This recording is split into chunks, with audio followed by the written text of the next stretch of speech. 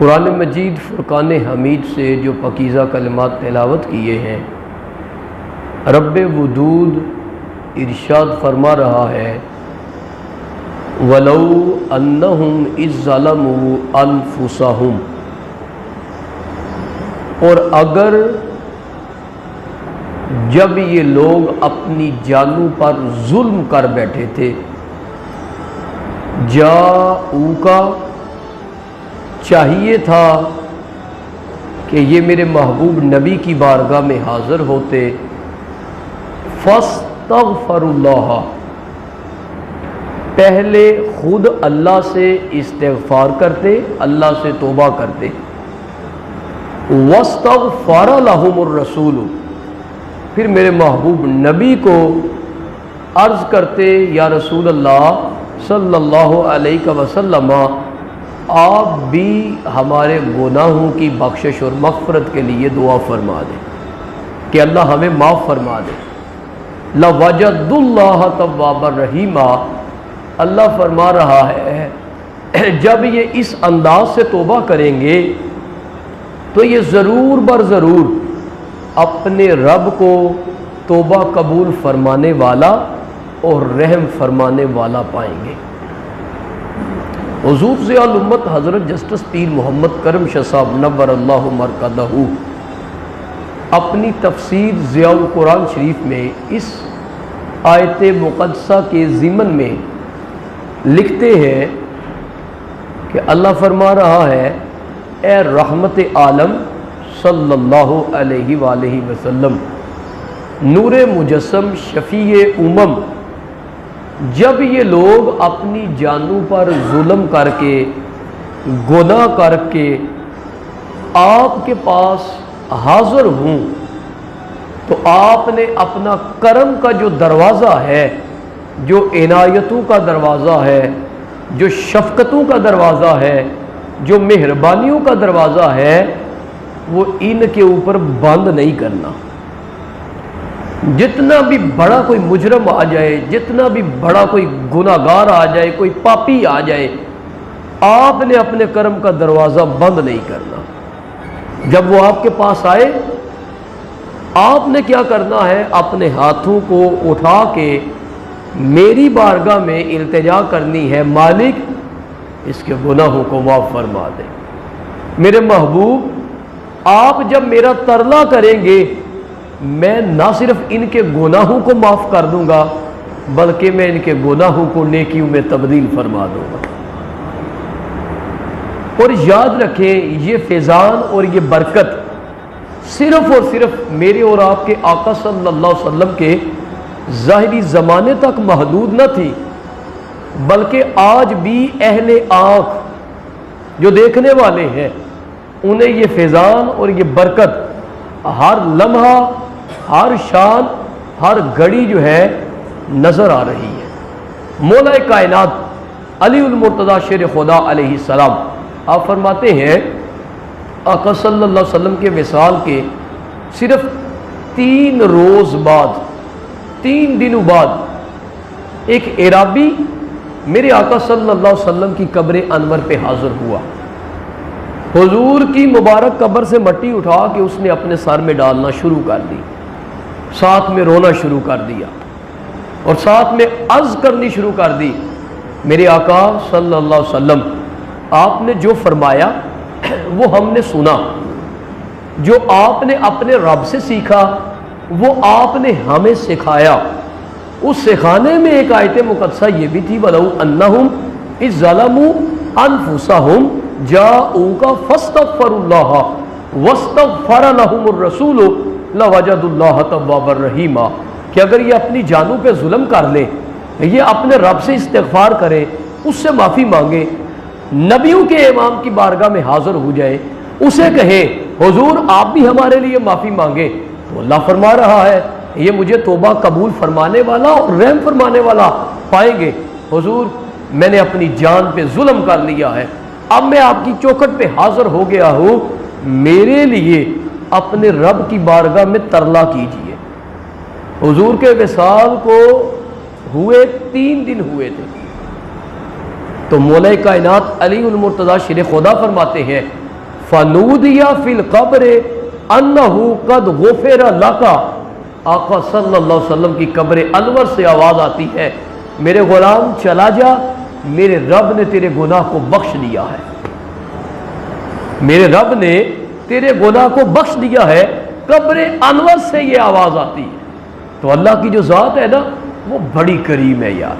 انسان کی فطرت میں گناہ رکھا گیا ہے۔ انسان کا دشمن ہے شیطان، ازل سے لے کے ابد تک اس نے انسان کو قدم قدم پہ پھسلانا ہے، راہ ہدایت سے جو ہے اس کا کام ہے، میں نے اسے پھیرنا ہے۔ لیکن یاد رکھے، بندہ جتنا بھی مجرم ہو اپنے رب کا، بندہ جتنا بھی گناہ گار ہو، لیکن صدق کے دل سے جب وہ ایک مرتبہ اپنے رب کی بارگاہ میں حاضر ہو کے شرمندگی کے آنسو بہا کے اس سے معافی مانگتا ہے، وہ کریم پروردگار نہ صرف معاف فرماتا ہے بلکہ گناہوں کو بھی کریم پروردگار نیکیوں میں تبدیل فرما دیتا۔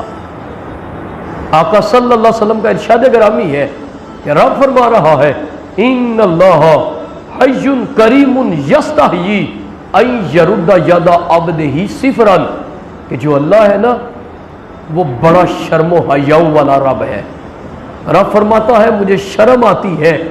میری بارگاہ میں کوئی بندہ اپنا دامن پھیلائے اور میں اس کے دامن کو خالی واپس لوٹا دوں، میرے رب کو شرم آتی ہے۔ اس لیے جتنا بھی بڑا گناہ ہو اپنے رب کی بارگاہ میں حاضری نہ چھوڑے، جو ہی گناہ ہو جائے فوراً اس کے حضور حاضر ہو جائے، اس کی تو رحمت مسلح دار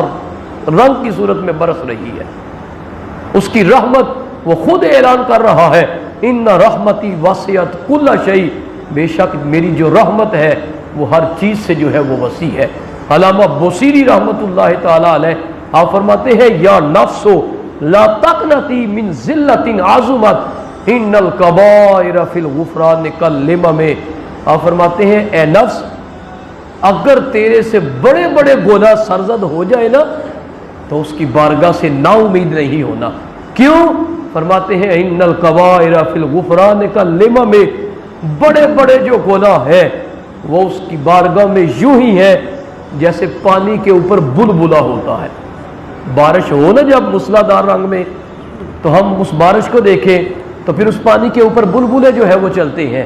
بعض اوقات بلبلہ ابھرتا ہے لیکن فوراً پھٹ جاتا ہے، بعض اوقات تھوڑا سا چل کے وہ پھٹ جاتا ہے، بعض اوقات تھوڑا سا اور چل کے وہ پھٹ جاتا ہے۔ تو علامہ بصیری فرماتے ہیں اللہ کی بارگاہ میں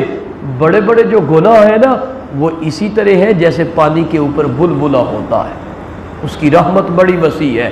وہ بڑا کریم ہے، وہ بڑا غفور الرحیم ہے۔ وہ بنی اسرائیل کا واقعہ میں اکثر سناتا ہوں کہ ان کے ہاں بارش نہیں ہو رہی تھی، بڑا انہوں نے اللہ کا ترلا کیا لیکن بارش کا نزول نہ ہوا۔ آخر آ گئے اللہ کے لاڈلے پیغمبر حضرت موسیٰ کے پاس، آ کے کہا موسیٰ جانور ہلاک ہو رہے ہیں، فصلیں تباہ ہو رہی ہیں، آپ اللہ کے لاڈلے پیغمبر ہیں، بچے بیمار پڑ رہے ہیں، آپ دعا فرمائیں اللہ کے حضور وہ کریم پروردگار بارش کا نزول کر دے۔ حضرت موسیٰ فرماتے ہیں اچھا صبح آنا، کھلے میدان میں چل کے اپنے رب کا ترلا کریں گے۔ پہلے دن وہ چلے گئے، رب کا ترلا کیا، بارش کا نزول نہیں ہوا۔ دوسرا دن آیا، پھر کھلے میدان میں لوگوں کو لے کے گئے، آج پھر دعا کی، بارش کا نزول پھر بھی نہیں ہوا۔ تیسرا دن آیا، دعا کی، بارش نہ ہوئی تو ایک سائڈ پہ ہو کے اللہ کی بارگاہ میں عرض کرتے ہیں مالک کبھی ایسا ہوا نہیں تیرا ترلا کیا ہو تو نے خالی واپس لوٹا دیا ہو، لیکن مالک ماجرا کیا ہے؟ تیسرا دن ہے، مسلسل دعائیں مانگ رہا ہوں، بارش کا نزول نہیں کر رہا۔ اللہ نے فرمایا جو لوگ لے کے آئے نا تو ان میں ایک ایسا بندہ ہے جو میری مخلوق کی چغلیاں کھاتا ہے، لوگوں کی چغلیاں لگاتا ہے، اس کی پکڑی ادھر کر دی، اس کی پکڑی ادھر کر دی، جب تک وہ مجمع سے نکلے گا نہیں بارش کا نزول نہیں کروں گا۔ حضرت موسیٰ آ کے اللہ کا میسج سنا دیتے ہیں۔ اب زانی کو اپنے گناہ کا پتہ ہوتا ہے،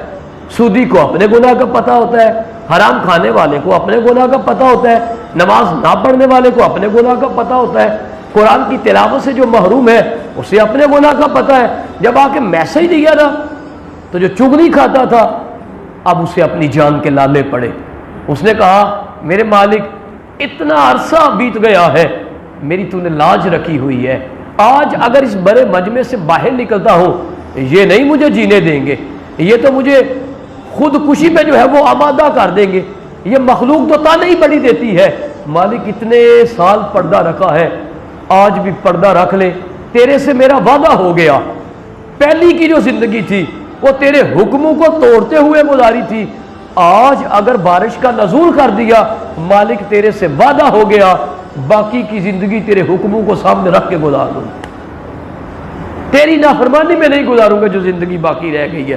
کہتے ہیں اس مجمع کے اندر کھڑے ہو کے صدقے دل سے اس نے اپنے رب کی بارگاہ میں ترلا کیا، اللہ نے فوراً بارش کا نزول کر دی۔ اب حضرت موسیٰ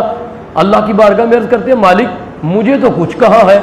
بندہ نکلا نہیں تیرا، بارش کا نزول بھی کر دیا ہے۔ کہا موسیٰ بات ایسی ہی ہے لیکن اب تو بھی سن لے، جس کی وجہ سے نہیں کر رہا تھا بارش، اب میں نے بارش اسی کی وجہ سے دے دی ہے، جس کی وجہ سے نہیں کر رہا تھا اب اسی کی وجہ سے دے دی ہے۔ کہا مالک مجھے بتا دے وہ کون ہے؟ کہا میں تو خود اعلان کرتا ہوں مجھے پردہ پوشی بڑی پسند ہے، مجھے پردہ پوشی بڑی پسند ہے۔ تو موسیٰ میں پردہ پوشی کو پسند کرتا ہوں، میں کیسے اس کا راز جو ہے وہ فاش کر دوں، میں نہیں تمہیں بتا سکتا۔ تو سامعین محترم ایسے رب کو ناراض نہ کرے یار، جو اتنی جلدی راضی ہونے والا ہے، جو اتنی جلدی ماننے والا ہے، ایسے رب کو کسی بھی صورت میں ناراض نہ ہونے دے۔ حضرت ابو حفص حداد ایک اولیاء کے بادشاہ گزرے ہیں، لیکن ولی بننے سے پہلے آپ ایک عورت پہ جو ہے وہ قربان ہو گئے، اس کی گلی کے چکر لگانے شروع کر دیے، اس سے محبت ہو گئی، دن رات اسی کے گلی کے چکر، لوگوں نے بڑے تانے دیے، باز نہیں آئے۔ آخر ایک روز ایک شخص نے کہا ابو حفص کیا چاہتا ہے؟ کہا میں چاہتا ہوں وہ عورت میرے نکاح میں آ جائے۔ کہا ایسا کرو فلاں فلاں یہودی ہے اس کے پاس چلے جاؤ، ایک وظیفہ دے گا، اس کے اوپر عمل کرنا، تمہارا کام ہو جائے گا۔ ابو حفص کہتے ہیں میں چلا گیا اس یہودی کے پاس، کہتے ہیں اس یہودی نے مجھے کہا ابو حفص چاہتے ہو وہ عورت تمہارے نکاح میں آ جائے؟ 40 دن جس رب نے زندگی دی ہے اس کی نافرمانی کرنی ہے، کوئی چنگا کام نہیں کرنا 40 دن۔ کہا جی ٹھیک ہے۔ کہتے ہیں مسلسل 40 دن کوئی نماز نہیں، کوئی قرآن نہیں، کوئی عبادت نہیں، کوئی نوافل نہیں، میں نے اپنے رب کی نافرمانی میں گزار دی۔ 40 دن بیت گئے، وہ عورت میری طرف مائل نہ ہوئی، میں اس یہودی کے پاس چلا گیا، میں نے کہا تیرے وظیفے نے کوئی عمل نہیں دکھایا۔ اس نے کہا ابو حفص سوچو کوئی نہ کوئی چنگا کام تو نے ضرور کر دیا 40 دنوں میں۔ اب 40 دن تھے، ابو حفص حداد کہتے ہیں میں نے سوچنا شروع کیا، پہلے دن سے لے کے 40ویں دن تک میں سوچا، اور سوچ بچار کے بعد میں اس نتیجے پہ پہنچا، فقط ایک اچھا کام میرے سے سرزد ہوا کہ ایک روز میں جا رہا تھا، گلی کے اندر ایک مٹی کا ڈھیلا مجھے نظر آیا، میں نے کہا کوئی بندہ اس سے ٹکرائے گا گر جائے گا، میں نے اٹھا کے ایک سائڈ پہ کر دیا تاکہ کوئی بندہ گرے نہ اس سے ٹکرا کے۔ تو کہتے ہیں آگے سے اس یہودی نے مجھے کہا، اس نے کہا ابو حفص حداد اس رب کو ناراض نہ کرو جس کی 40 دن تک تم نافرمانی کرتے رہے ہو، لیکن آگے سے اس نے تمہیں کچھ بھی نہیں کہا، اس نے تمہیں کچھ بھی نہیں کہا۔ ابو حفص حداد بول کے فرمایا کرتے تھے، فرماتے ہیں میری زندگی میں انقلاب پیدا کرنے والا کوئی مسلمان نہیں ہے، میری زندگی میں انقلاب پیدا کرنے والا ایک یہودی ہے۔ تو فرمایا 40 دن اس یہودی نے مجھے کہا تو نافرمانی کرتا رہا ہے اپنے رب کی، اس رب کو ناراض نہ ہونے دے، 40 دن تو نے اس کی نافرمانی کی اور آگے سے اس نے تمہیں کچھ بھی نہیں کہا۔ آپ ذرا تھوڑا سا سوچیں نا، جس شخص کے ہم ماتحت ہیں، جس شخص کے نیچے ہم نوکریاں کر رہے ہیں، ہم ڈیوٹیاں کر رہے ہیں، ذرا 10 دن 40 دن نہیں 10 دن ذرا اس کی نافرمانی کر کے دیکھے، ذرا 5 دن اس کی نافرمانی کر کے دیکھے، آپ کی وہ ماں اور بہن جو ہے وہ ایک کر دے گا، وہ آپ کو نوکری سے فارغ کرے گا، لیکن 40 دن تک آپ فرماتے ہیں میں نے اس رب کی نافرمانی کی اور آگے سے اس یہودی نے مجھے میسج دیا اس رب کو ناراض نہ ہونے دو۔ تو جیسے رمضان المبارک کی مقدس اور بابرکت گھڑیوں کے اندر اپنے رب کو راضی کرنے کی کوشش کر رہے ہیں، اسی طرح جو باقی کی زندگی ہے اس میں بھی اپنے رب کو ناراض نہ ہونے دیں، اپنے رب کو راضی کرنے کی کوشش کریں۔ رزق میں اور آپ جتنی مرضی کوشش کر لیں، یہ نہیں کہ کوشش ہم چھوڑ دیں، جتنی مرضی ہم کوشش کر لیں، کوشش لازم اس نے کی ہے،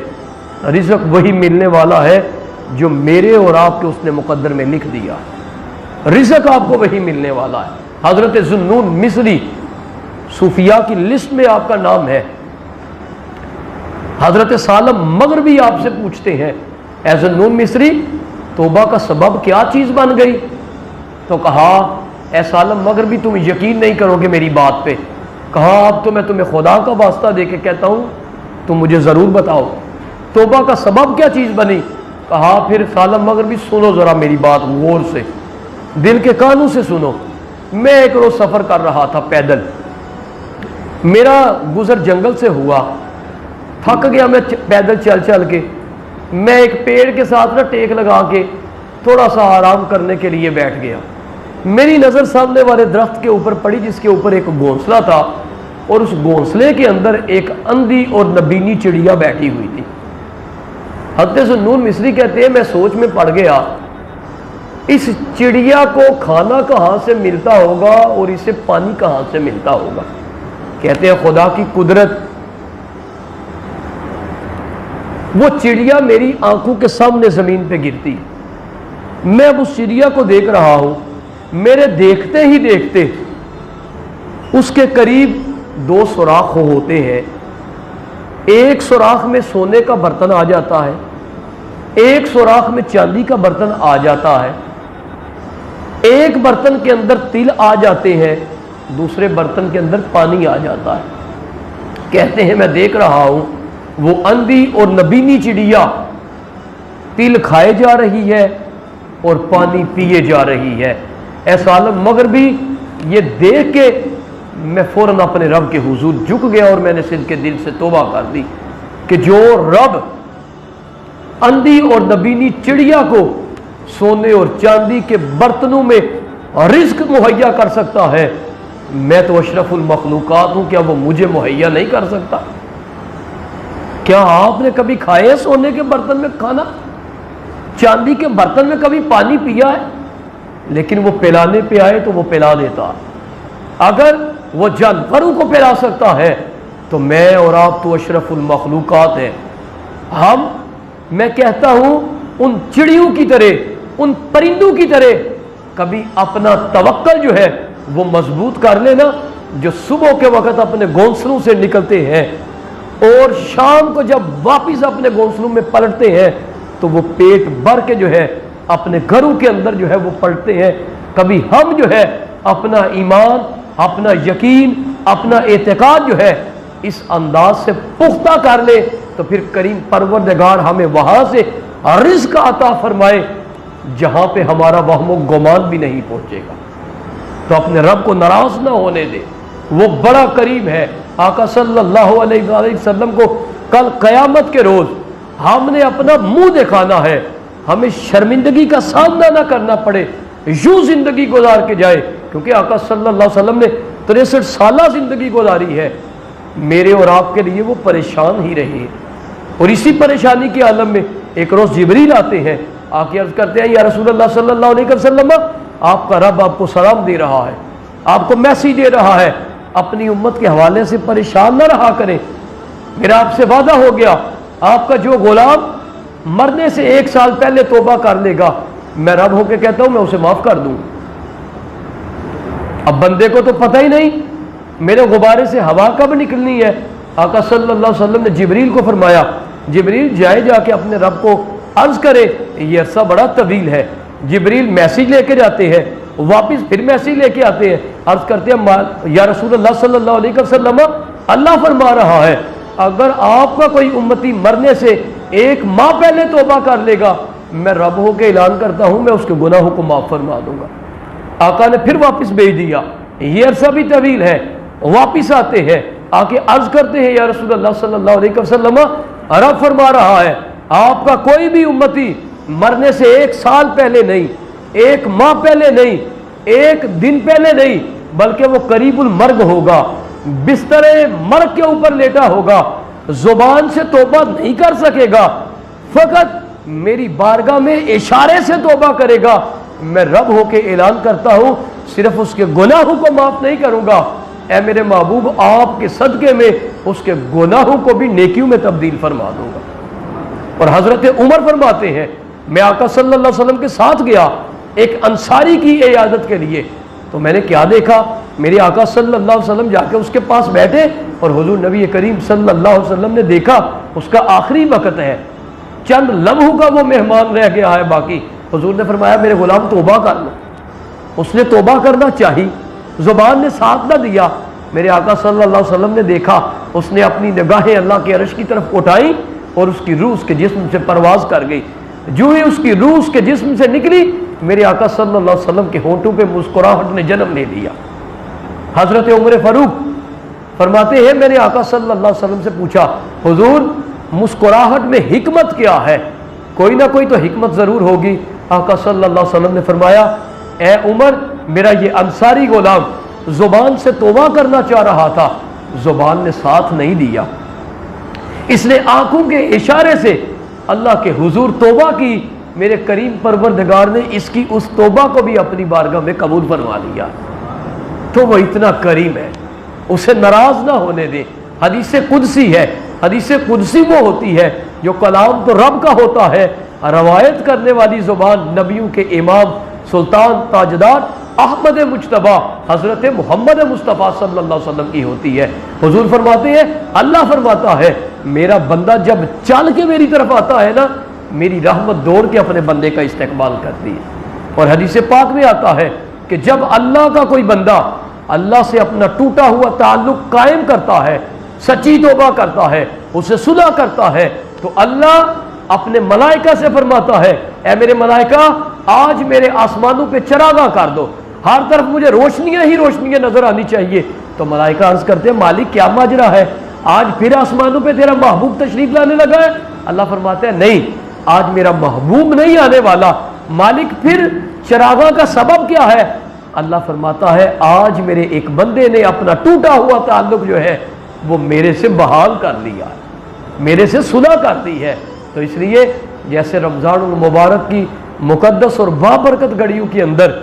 اپنے رب کے حضور حاضر ہو رہے ہیں، اپنے رب کے حضور یار سچی توبہ کرے،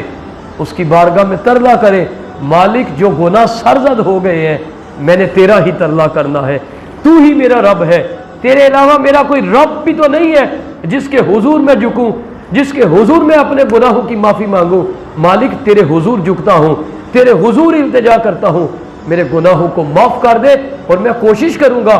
باقی کی جو میری زندگی رہ گئی ہے میں تیرے حکموں کو سامنے رکھ کے جو ہے وہ گزار دوں، میری پوری کوشش ہوگی، وہ کریم ہے یقیناً وہ ضرور آپ کی توبہ کو قبول بھی فرمائے گا، اور نہ صرف آپ کے گناہوں کو معاف کرے گا بلکہ گناہوں کو نیکیوں میں تبدیل کر دے گا۔ اللہ